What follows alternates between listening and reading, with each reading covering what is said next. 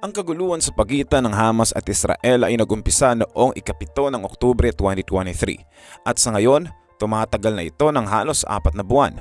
Sentro ng bakbakang ito ang Gaza Strip, ang bayang pinapatakbo ng militanteng grupo na Hamas simula pa noong 2007. Ngunit ang tanong ng mga tao sa ngayon, ano na nga ba ang kasalukuyang kalagayan ng Gaza? Kamusta na ang dating mapayapa at masaganang bayan na ito sa gitnang silangan? Ang mga kwento ay balita na ibinabahagi ng iba't ibang stasyon at media company sa bawat sulok ng mundo ay nagkakaiba-iba na nagbibigay daan sa kalituhan at hindi malinaw na pagkaunawa sa tunay na sitwasyon ng Gaza. Ang tanong ng marami, ano na nga ba talaga ang nangyayari sa Gaza? May nanalo na ba sa pagitan ng Hamas at Israel? Sa mundo ng balita at impormasyon, iba't ibang mga opinyon at pananaw ang ating naririnig at nababasa. May mga nagsasabi na ang Hamas ang nananalo, tulad ng Al Jazeera, Middle East Eye at Press TV. Sa kabilang banda, may mga media sites rin na nagpapahayag na ang Israel ang nangunguna, tulad ng Times of Israel, Jerusalem Post at Haaretz. Sadyang nakakalito. Gayunpaman, ang mga ganitong sitwasyon ang nagpapaalala sa atin sa mga estratehiya na ginagamit noong World War II, kung saan ang bawat kampo ay nagpapakita ng magagandang imahe sa politiko upang makakuha ng suporta mula sa mga tao at iba't ibang bansa. Ang suportang ito ay hindi lamang sa pinansyal na aspeto, kundi pati na rin sa moral at militar na paraan. Tulad na lamang ng kampo ng mga allies noong World War II na pinapakita ang kanilang determinasyon at katapangan sa harap ng kaaway na nagdulot ng malawakang suporta mula sa iba't ibang bansa. Ganito rin ang ginawa ng Axis powers na ipinapakita ang kanilang lakas at kakayahan sa pamamagitan ng mga propaganda. Sa kasalukuyan, tila nagaganap muli ang ganitong sitwasyon sa gitna ng kaguluhan, sa gitnang silangan. Ang bawat kampo, ang Hamas at Israel ay gumagawa ng paraan upang maipakita ang kanilang mga tagumpay at maaaring magdulot ng positibong imahe sa politiko. Sa gitna ng lahat ng ito, ang mga ordinaryong mamamayan ang patuloy na nagdurusa at nagangad ng kapayapaan. Kaya naman kahit anong gawin nilang pagpapabango sa kanilang mga pangalan, hindi maikakaila na ang tunay na natatalo sa labanang ito ay ang mga sibilyan, lalo na ang buong Gaza. Ayon sa ulat ng Wall Street Journal, halos 300,000 sa 439,000 mga kabahayan na ang nasira dahil sa kabi-kabilang pag-atake ng Israel. Sa pagsusuri ng mga imahe mula sa satellite, sinabi ng ulat na ang 29,000 na mga bomba na ibinagsak sa Gaza Strip ay tumama sa mga residential areas, Byzantine churches, mga ospital at shopping malls, at lahat ng civilian infrastructure ay nasira sa puntong hindi na ito maaari pang maayos. Ang salitang Gaza ay magiging bahagi na raw ng kasaysayan kasama ng Dresden sa Germany at iba pang sikat na mga lungsod na nabomba, ayon sa mga historiador.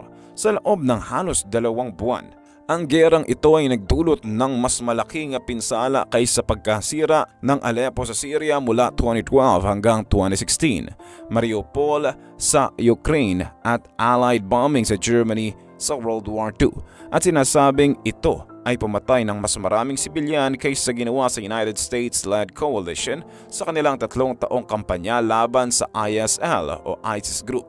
Ang nangyayari sa Gaza ay isa sa mga pinakamatinding civilian punishment campaigns sa kasaysayan. Ngayon, ito ay kasama na sa top quartile ng mga pinakawasak na bombing campaign sa kasaysayan ng mundo. At ayon sa mga eksperto, ang Gaza ngayon ay iba na ang kulay mula sa kalawakan, iba na rin ang texture nito.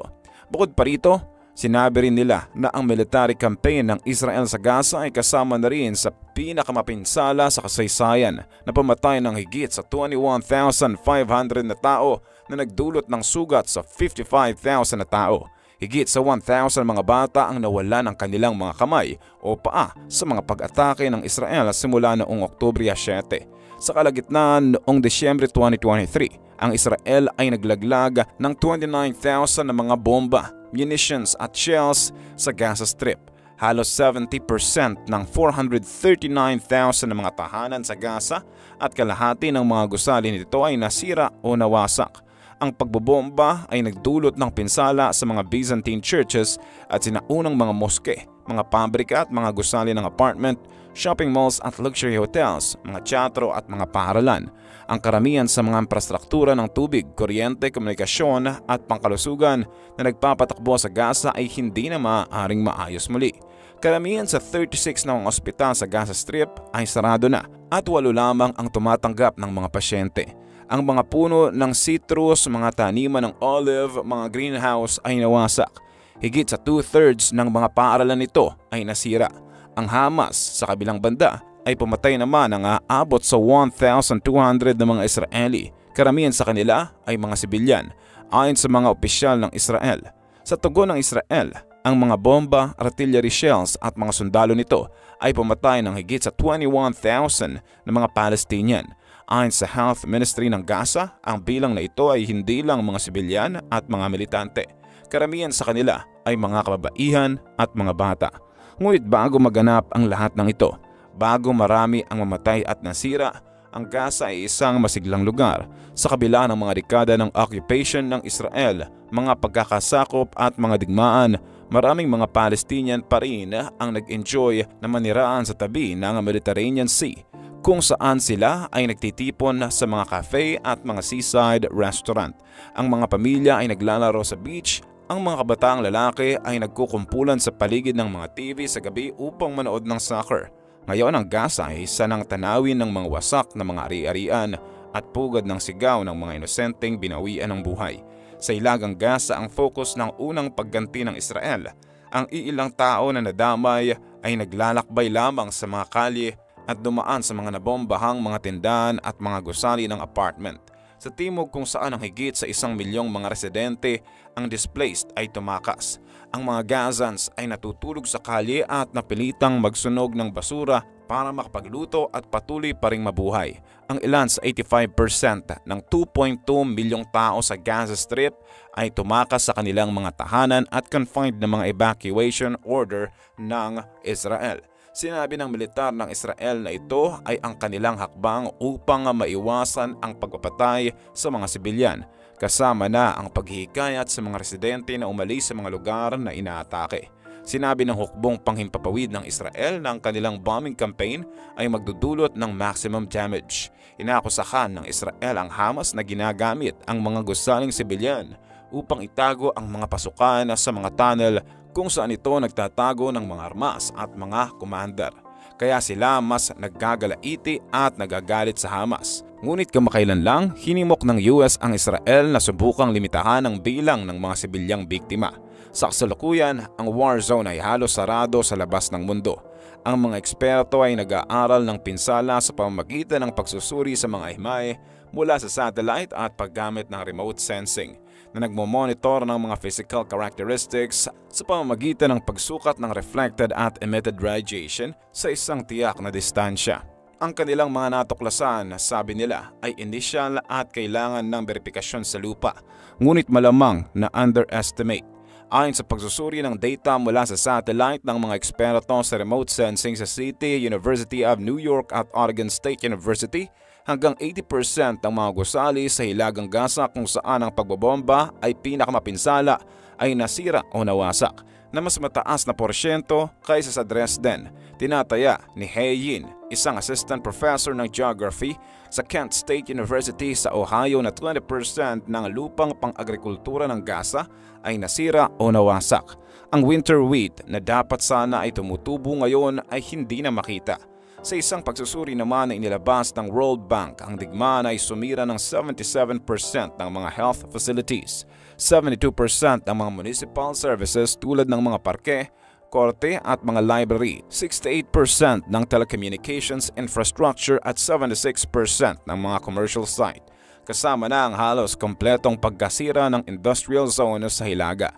Higit sa kalahati ng lahat ng mga daan na tuklasan ng World Bank ay nasira o nawasak. Ang 342 na mga paaralan ay nasira na rin ayon naman sa UN. Pagdating naman sa ekonomiya ng Gaza, ito ay labis na naapektuhan ng matagal na blockade. Sa mga nakaraang taon, ito na rin kasi ay nakaranas ng malalaking pagbagsak na nagdulot ng malawakang kahirapan at kawalan ng trabaho.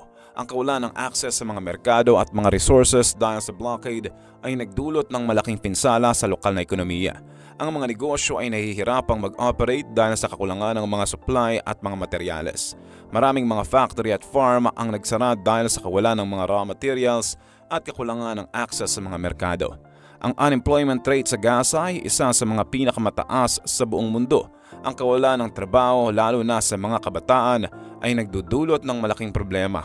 Maraming mga tao ang hindi makakahanap ng trabaho at hindi makakaya ang kanilang pang-araw-araw na pangangailangan. Ang kahirapan ay lumaganap sa Gaza. Maraming mga pamilya ang naghihirap na makaraos sa araw-araw.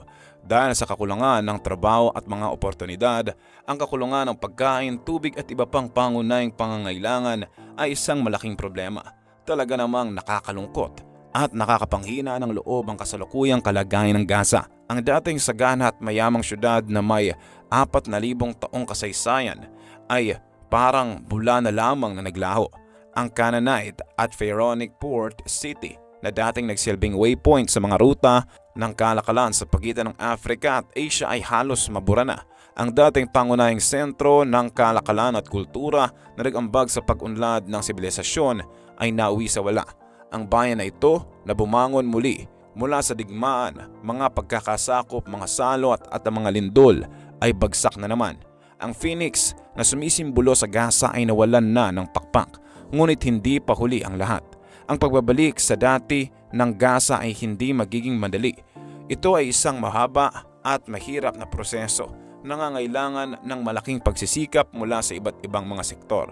Mula sa lokal na pamahalaan, mga organisasyon ng civil society hanggang sa international na komunidad. Kailangan ng malawakang rehabilitasyon at pagpapanumbalik ng mga infrastruktura sa Gaza dahil sa sunod-sunod na digmaan. Maraming mga tahanan, paaralan, ospital at mga mahalagang istruktura ang nasira o nasira ng tuluyan. Ang proyektong pangrehabilitasyon ay kritikal upang matiyak na ang mga residente ng Gaza ay may access sa mga pangunahing serbisyo tulad ng edukasyon, kalusugan at pabahay. Kailangan din ng suporta para sa ekonomiya ng Gaza dahil sa matagal na blockade at mga digmaan. Ang ekonomiya ng Gaza ay malubhang naapektuhan. Ang pagbibigay ng oportunidad para sa trabaho at pagpapalakas sa lokal na industriya ay mahalaga upang mapabuti ang kalagayan ng buhay ng mga tao sa Gaza. Kailangan din ng pangmatagalang solusyon sa conflict sa pagitan ng Israel at Palestine. Ang patuloy na kaguluhan at karahasan ay nagiging hadlang sa pag-unlad ng Gaza. Ang internasyonal na komunidad, kasama ang United Nations, ay maaaring maglaro ng isang mahalagang papel sa pagtataguyod ng kapayapaan at katarungan sa rehiyon.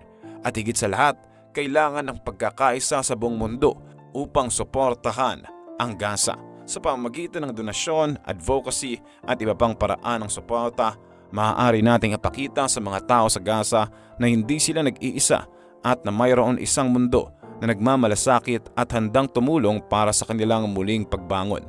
Bilang mga Pilipino naman ay marami tayong mga paraan upang makatulong sa mga residente ng Gaza.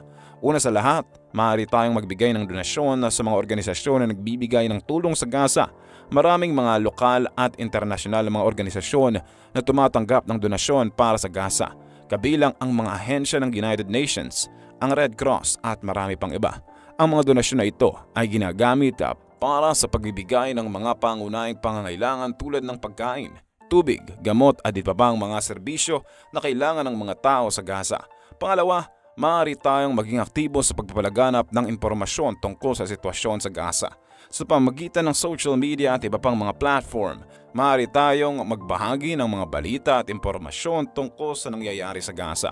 Maaari rin tayong makilahok sa mga online na kampanya na naglalayong maipahayag ang sitwasyon sa Gaza at hikayatin ang iba pang mga tao na tumulong. Sa ganitong paraan, maaari nating maabot ang mas maraming tao at maipahayag ang pangangailangan para sa tulong at suporta para sa mga residente ng Gaza. Pangatlo, maaari tayong manawagan sa ating mga lider na gumawa ng aksyon para sa Gaza. Maaari tayong magsulat sa ating mga senador at kongresista at mag-organisa ng mga petisyon upang hikayatin sila na magpatupad ng mga polisiya na makakatulong sa mga residente ng Gaza. Maaari rin tayong manawagan sa ating gobyerno na itigil ang anumang suporta sa mga bansa o grupo na nagdudulot ng karahasan sa Gaza. Sa ganitong paraan, maaari nating gamitin ang ating mga boses bilang mamayan upang makadulot ng pagbabago para sa mga residente ng Gaza. Kalam, nalulungkot ka ba sa kalagayan ng Gaza? Nagulat ka pa ba sa mga nalaman mo? Kalam, tulad ng pinangako ko para matanggap ang 20,000 free books na makakatulong sa iyo, i-check ang link sa description at comment section ng video ito para mag-join sa ating exclusive Facebook group.